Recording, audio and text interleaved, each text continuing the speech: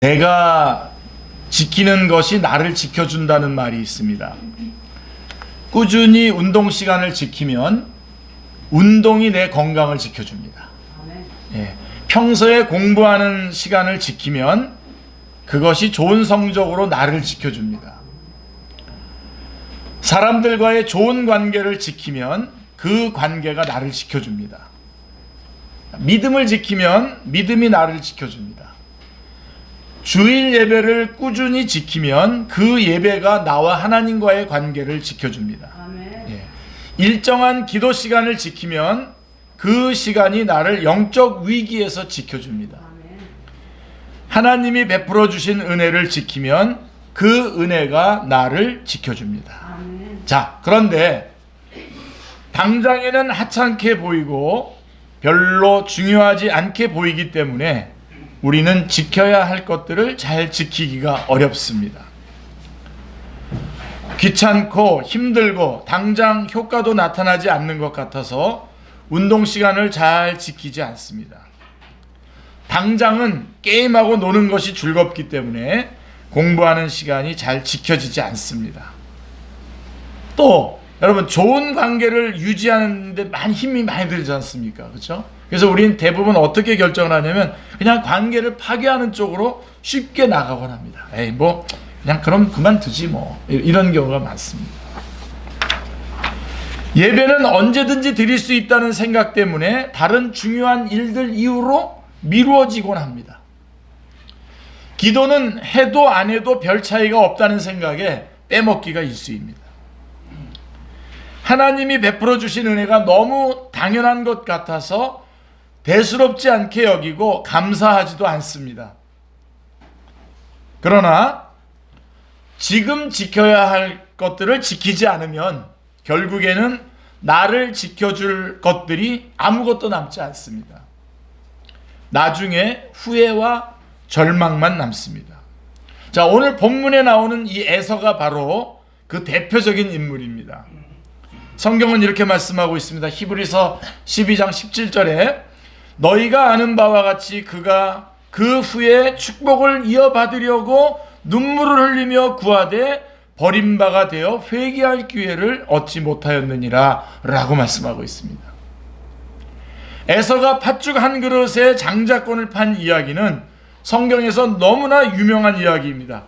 성경에는 우리에게 에서처럼 되지 말라고 권면하고 있습니다. 에서는 왜 장자권을 지키지 못했을까요? 우리는 어떻게 하면 에서처럼 되지 않을 수 있을까요?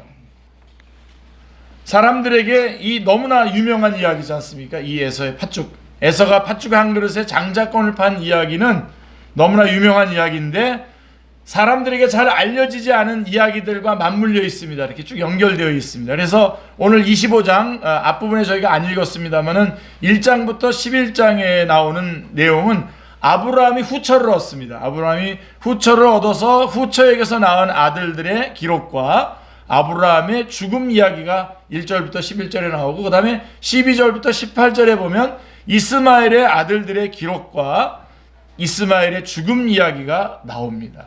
자, 먼저 여러분 이삭은 어떻습니까? 이삭부터 좀 이렇게 쭉 점검해 보십시다. 24장에서 사라가 죽은 후에 아브라함은 이삭의 결혼을 추진했고 이삭은 40세가 되어서 리브가와 결혼을 했습니다. 그렇죠? 예. 그리고 이제 1절부터 11절에 보면 이삭을 결혼시킨 후에 아브라함은 그의 나이 140세에 그드라라고 하는 새 아내를 맞아들여서 6명의 아들을 더 낳습니다. 그 아들들은 각각 한 민족의 조상들이 되었는데요. 이로써 성경은 하나님께서 아브라함에게 하셨던 약속의 말씀이 성취되고 있음을 보여주고 있습니다. 그래서 창세기 17장 4절 5절에 보면요. 보라, 내 언약이 너와 함께 있으니 너는 여러 민족의 아버지가 될지라. 이제 후로는 내 이름을 아브람이라 하지 아니하고 아브라함이라 하리니 이는 내가 너를 여러 민족의 아버지가 되게 함이니라 라고 하는 이 예언의 말씀이 지금 아브라함이 또 후처를 얻어서 자식들을 낳고 해서 그 모든 것들이 성취된 거죠. 아브라함은 175세까지 살았습니다. 아브라함은 오랫동안 평안히 살다가 숨을 거두어 자기 조상에게로 돌아갔습니다. 그리고 아내 사라와 함께 이미 사라가 묻혀있는 막벨라 동굴에 장사되었습니다. 노년에도 많은 아들을 낳고 평안히 살다가 숨을 거둔 아브라함의 삶은 한마디로 여호와께 복받은 삶이었습니다. 그는 평범하게 죽어 조상들에게로 돌아갔지만 그의 삶은 그 어떤 조상들보다 위대했습니다. 왜냐하면 하나님께서 그를 부르셨고 그는 그 부르심을 따라 살았기 때문입니다. 아멘. 자, 그런데 우리는 아브라함이 죽기 전에 한 가지 일에 주목할 필요가 있습니다. 오늘 우리들에게도 도전이 되시길 바라는데요. 5절 6절에 보면, 창세기 25장 5절 6절에 보면 아브라함은 자기 재산을 모두 이삭에게 줍니다. 자기 재산을 모두 이삭에게 주었다라고 하는 것은 이삭을 유일한 그의 상속자로 삼았다는 의미입니다. 자, 하지만 후처들에게서 난 아들들에게도 선물을 줍니다. 쉬운 성경을 보면 선물을 줬다고 되어 있습니다. 그러니까 유산을 거기도 얼마씩 준 겁니다. 아브라함은 살아있는 동안에 자기의 재산을 다 분배했습니다. 재산 분배를 마친 후에는 이삭은 그 땅에 그대로 살게 하고 서자들은 동쪽으로, 그러니까 이삭은 그 땅에 살게 하고 서자들은 다 동쪽으로 보내서 이삭과 멀리 떨어져 살게 했습니다. 자, 아브라함은 왜 그렇게 했을까요? 자신이 죽은 후에 자식들 간에 재산 다툼이 나지 않도록, 특별히 언약의 자손인 이삭이 약속의 땅에서 안전하게 번성할 수 있도록 멀리 보고 미리 조치를 취한 겁니다. 멀리 보고 미리 조치를 취한 겁니다. 오늘 이걸 여러분 붙잡으셔야 돼요. 아브라함은 자신의 사후에 일어날 가능성이 있는 일들을 멀리서 보고 죽기 전에 미리 다툼과 분쟁이 일어날 소지가 없도록 지혜로운 행동을 한 것입니다. 그가 그렇게 멀리 보고 행동할 수 있었던 이유는 무엇이었습니까? 자, 하나님의 약속의 말씀이 그에게 있었기 때문입니다. 하나님의 약속을 믿었기 때문에 그는 멀리 보고 현재의 행동을 결정할 수 있었습니다. 하나님을 믿는 사람, 하나님의 말씀을 붙드는 사람은 아브라함처럼 멀리 보고 현재를 결정합니다. 오늘 우리 축제 성도님들이 다 그런 멀리 보고 오늘을 결정하는 그런 성령 충만한 성도님들 다 되시기를 주님의 이름으로 축원합니다. 자, 아브라함의 결정은 매우 지혜로운 결정이었습니다. 자, 그 다음에, 우리 이삭은 24장에서 장가 갔고요. 그 다음에 그 25장에 들어와서 앞부분에서 아브라함이 죽었고, 아브라함이 유산을 나눠준 이야기가 지나갔고요. 그 다음에 12절부터 18절에는 이제 이스마엘에 대한 이야기가 잠깐 나옵니다. 이스마엘은 아브라함의 집에서 쫓겨난 아들이죠. 여러분, 잘 아시죠? 그러나 하나님은 그가 쫓겨났다고 하더라도 하나님은 그와 함께 하셨고요. 그는 바람 광야에서 훌륭한 활자비로 성장했습니다.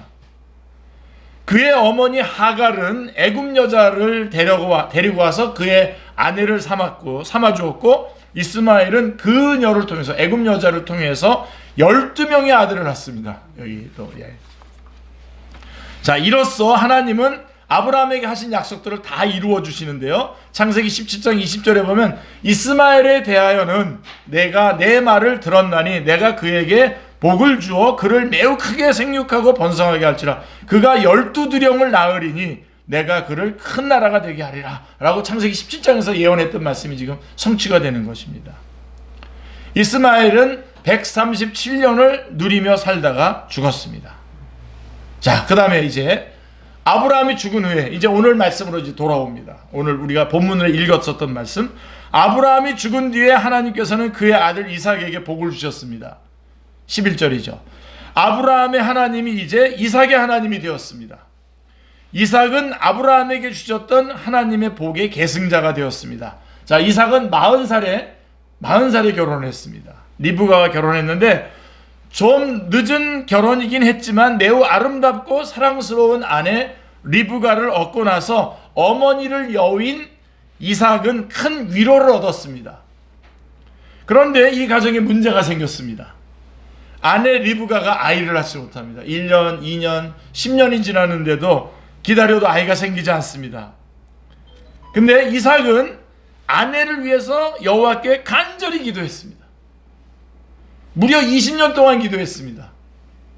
마침내 하나님께서 기도를 들어주셨고 리브가가 임신을 하게 되었습니다. 할렐루야. 예. 이스마엘은 기도도 하지 않았는데 12명의 아들을 낳았어요. 순풍순풍 12명의 아들을 낳았는데, 자, 여러분 여기서, 그런데 여호와께 특별한 복을 받은 이삭은 무려 20년을 기도했는데 이제 드디어 아내가 임신을 했습니다. 그러니까 여러분 여기서 잘 생각하셔야 돼요. 하나님께서 이삭에게 복을 주셨다는 의미가 무엇인지 다시 생각하게 만드는 부분입니다. 세상적으로 보면 이스마엘이 복받은 사람이죠. 그리고 결코 이삭이 복받은 사람처럼 여겨지지 않습니다. 그런데 성경은 분명하게 말씀하고 있습니다. 하나님께서 이삭에게 복을 주셨다라고 말씀하고 있습니다. 자, 그렇다면 하나님께서 이삭에게 주신 복은 과연 무엇일까요? 20년 동안 아이가 생기지 않아도 기도할 수 있는 믿음이 복일까요? 자, 이삭은 아버지 아브라함에게 하나님이 하신 일을 전해 들었을 것입니다. 아버지가 자신을 몇 살에 낳았죠? 100세에 낳았다는 말을 들었을 겁니다. 이삭은 하나님께서 아버지에게 하신 일을 자기에게도 하실 것이라고 하는 믿음이 있었습니다. 네, 이거 여러분 꼭 붙잡으셔야 됩니다. 그 믿음으로 잠잠히 기다리며 주실 때까지 기도할 수 있었습니다. 성경은 이것을 하나님의 복이라고 알려줍니다. 아멘. 자, 당장 일이 이루어지지 않아도 멀리 보고 기도하며 잠잠히 기다릴 수 있는 믿음, 이것이 하나님이 우리에게 주신 복입니다. 아멘. 그런데 자, 이렇게 어렵게 임신한 리브가에게 또 다른 문제가 생겼습니다. 리브가의 뱃속에서 아기들이 서로 치열하게 싸웠습니다. 싸워도 너무 싸웠어요. 그래서 리브가의 그 일상이 생활이 불가능할 정도로, 불가능할 정도였습니다. 20년 동안 기도해서 임신했는데 그렇게 어렵게 얻은 아이들이 뱃속에서 죽어라고 싸우니 리브가의 근심이 어떠했겠습니까? 그래서 리브가가 하나님께 외칩니다. 하나님께 여쭙니다. 이럴 경우에는 내가 어찌할 거라고 하면서 하나님께 그렇게 생각하면서 하나님께 여쭈었습니다. 하나님께서 대답해 주셨어요. 그게 23절에 나옵니다. 여호와께서 그에게 이르시되 두 국민이 내 태중에 있구나. 두 민족이 내 복중에서부터 나누이리라. 이 족속이 저 족속보다 강하겠고 큰 자가 어린 자를 섬기리라 하였더라. 하나님의 말씀입니다. 대답입니다. 신약 성경은 이 구절을 다음과 같이 해석해 주고 있습니다. 여러분 잘 들으셔야 됩니다. 로마서 9장 11절로 16절 말씀해 보시면요, 아마 우리 충현행자가 띄워주실 텐데요, 한번 보십시오. 그 자식들이 아직 나지도 아니하고 무슨 선이나 악을 행하지 아니한 때에 택하심을 따라 되는 하나님의 뜻이 행위로 말미암지 않고 오직 부르시는 이로 말미암아 서게 하려 하사 리브가에게 이르시되 큰 자가 어린 자를 섬기리라 하셨나니 기록된 바 내가 야곱은 사랑하고 에서는 미워하였다 하심과 같으니라. 그런즉 우리가 무슨 말하리요? 하나님께 불의가 있느냐? 그럴 수 없느니라. 모세에게 이르시되 내가 긍휼히 여길 자를 긍휼히 여기고 불쌍히 여길 자를 불쌍히 여기리라 하였으니 그런즉 원하는 자로 말미암도 아니요 다른 박질하는 자로 말미암도 아니요 오직 긍휼히 여기시는 하나님으로 말미암음이니라 라고 말씀하고 있습니다. 자, 여러분 다 이해하셨겠지만 좀 쉬운 성경으로, 우리 쉬운 성경이라고 하는 성경이 있어요. 우리가 읽는 성경보다도 좀 쉽게, 자, 쉬운 성경에 보시면 이렇게 돼 있어요. 두 아들이 태어나기도 전에, 그리고 그들이 무슨 선이나 악을 행하기 전에 하나님께서는 선택하시는 목적을 굳게 세우시기 위해서 리브가에게 다음과 같이 말씀하셨습니다. 형이 동생을 섬길 것이다. 이렇게 말씀하신 것은 하나님의 선택이 사람의 행위가 아니라, 사람의 행위가, 제가 여기 굉장히 크게 하죠. 사람의 행위가 아니라 불러주시는 분의 뜻에 따라 달려있다는 것을 보여주기 위해서입니다. 이것은 내가 야곱은 사랑하고 에서는 미워하였다고 기록된 대로입니다. 그렇다면 우리가 무엇이라고 말할 수 있겠습니까? 하나님이 공정하시다고, 하나님이 공정하지 못하시다고 말할 수 있겠습니까? 그럴 수 없습니다. 하나님께서 모세에게 내가 자비를 베풀고자 하는 사람에게 자비를 베풀고 불쌍히 여기고자 하는 사람을 불쌍히 여기겠다고 말씀하셨습니다. 그러므로 모든 것이 사람의 요구나 노력에 딸려 있는 것이 아니라 하나님의 자비에 달려 있는 것입니다 라고 말씀하고 있는 것입니다. 그러니까 에서하고 야곱이 어머니 태중에 있는 가운데에서 이미 야곱은 선택받았고 에서는 선택받지 못했어요. 그게 뭐냐? 모든 것이 사람의 요구나 노력에 달려있는 것이 아니라 하나님의 자비에 달려있는 것, 하나님의 주권에 달려있는 것이다 라고 하는 것을 말씀하는 거죠. 그러니까 여러분 성경이 무슨 말씀을 하려고 하시는지 여러분 아시겠죠? 예. 자, 그러면 하나님의 선택의 목적이 뭡니까? 자, 하나님의 선택에는 목적이 있습니다. 하나님의 선택의 목적은, 하나님의 선택은 그 근거가 사람의 행위에 의한 것이 아니라 불러주시는 분의 뜻에 달려있다는 것을 보여주시는 것입니다. 이번에 우리 서현정 전사님 아버님이 천국에 가셨는데요, 정말 하나님께서 불러주셨기 때문에 가신 겁니다. 제가 몇 번 가서 그 말씀을 전하려고 했지만 손사래를 치셨는데, 말씀을 전했는데 그날은 가서 말씀을 전했는데 훅 받아들이십니다. 그리고 그동안에 여러 TV들 보던 중에 항상 CBS TV를 보고 계셨다는 겁니다. 그러다가 주님을 영접한 겁니다. 그리고 얼마 안 되셔서 지금 이렇게 천국으로 입성하게 된 것입니다. 자, 그래서 모든 선택이 하나님의 자비하심에서 나온 것이다, 하나님의 사랑에서 나온 것이다 라고 하는 사실을 알게 해주려고 이런 선택, 이 에서와 야곱이 아직도 어머니의 태중에 있는 가운데서도 이때는 내가 어떻게 할 거라고 이렇게 물어봤을 때에 하나님께서 대답해 주신 게 뭐냐면, 이거는 내 주권이다, 하나님 나의 자비로 말미암아 선택하는 거다라고 하는 것을 보여주기 위해서 야곱과 에서의 이야기가 있는 거라는 겁니다. 예.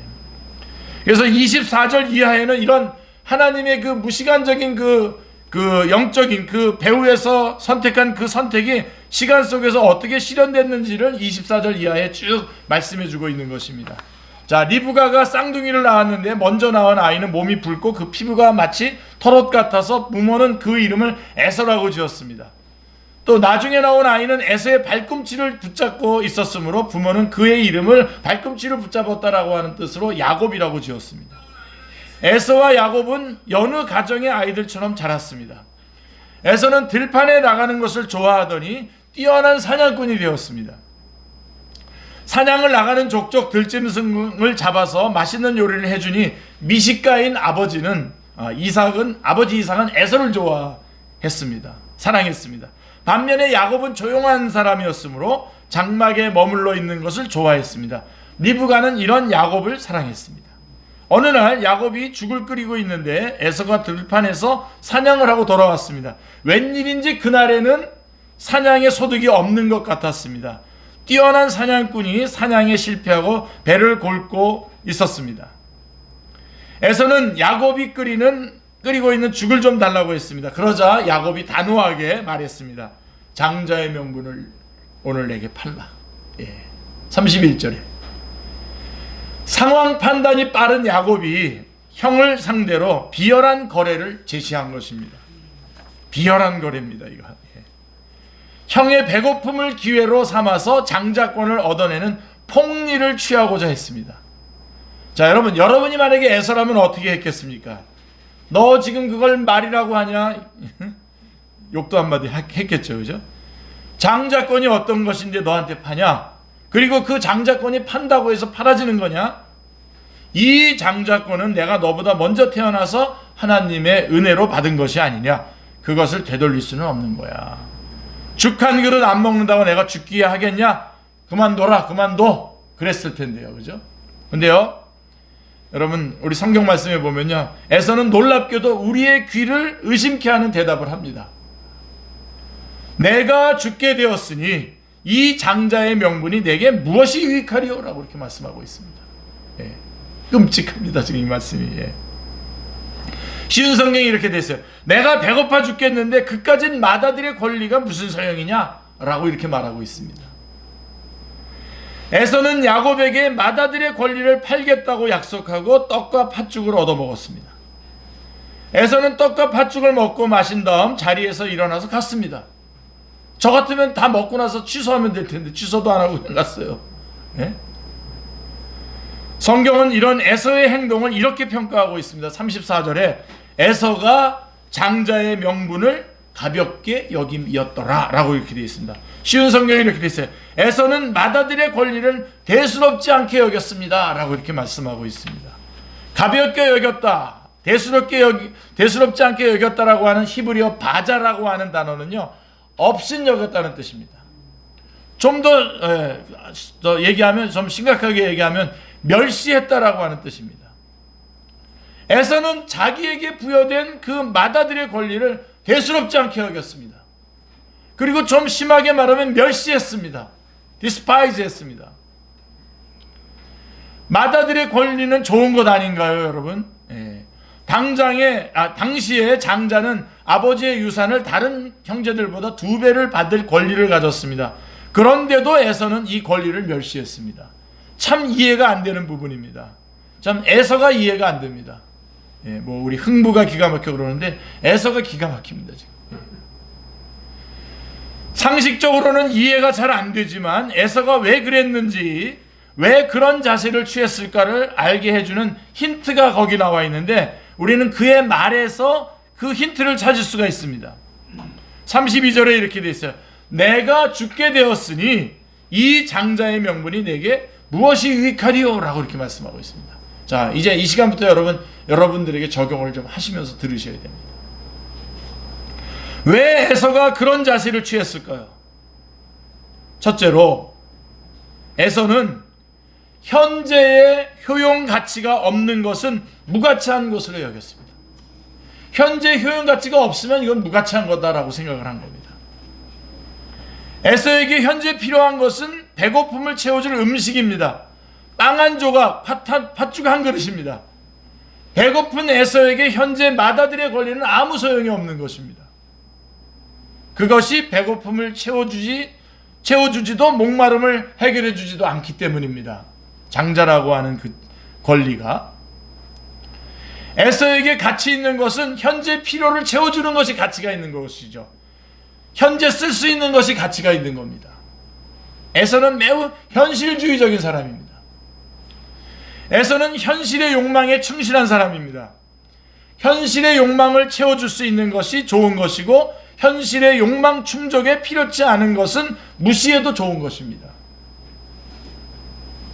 예.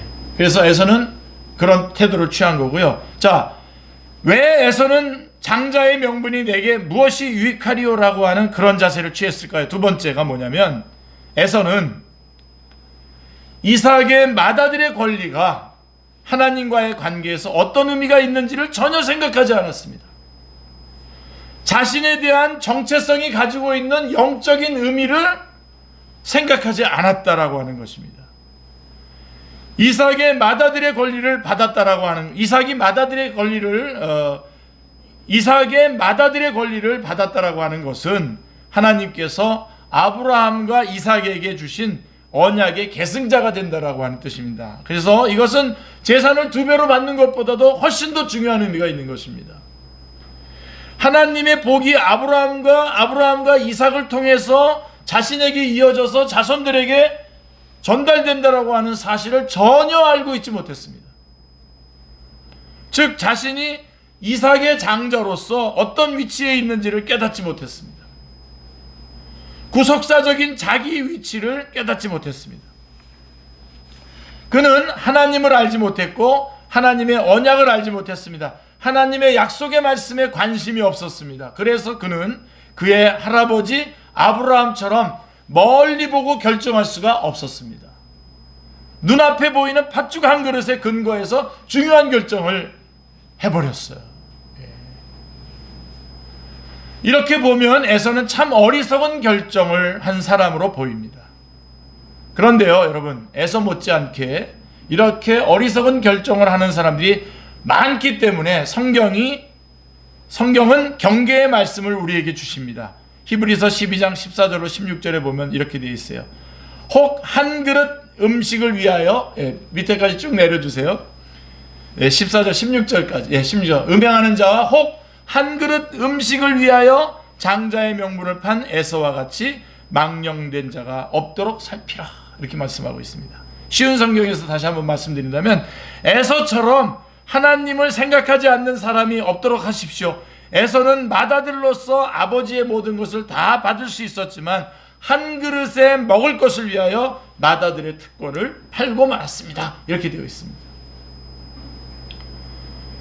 사랑하는 성도님들, 제가 지금 말씀드리고 싶은 부분이 바로 이 부분입니다.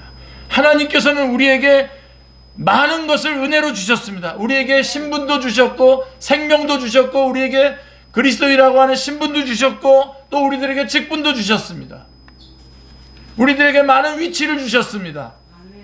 예수님을 통해 우리는 거룩한 백성이요 제사장 나라가 되었습니다. 거룩한 무리요 성도가 되었습니다. 하나님의 자녀요 하나님의 나라의 상속자가 되었습니다. 교사가 되었고 집사가 되었고 목사가 되었습니다.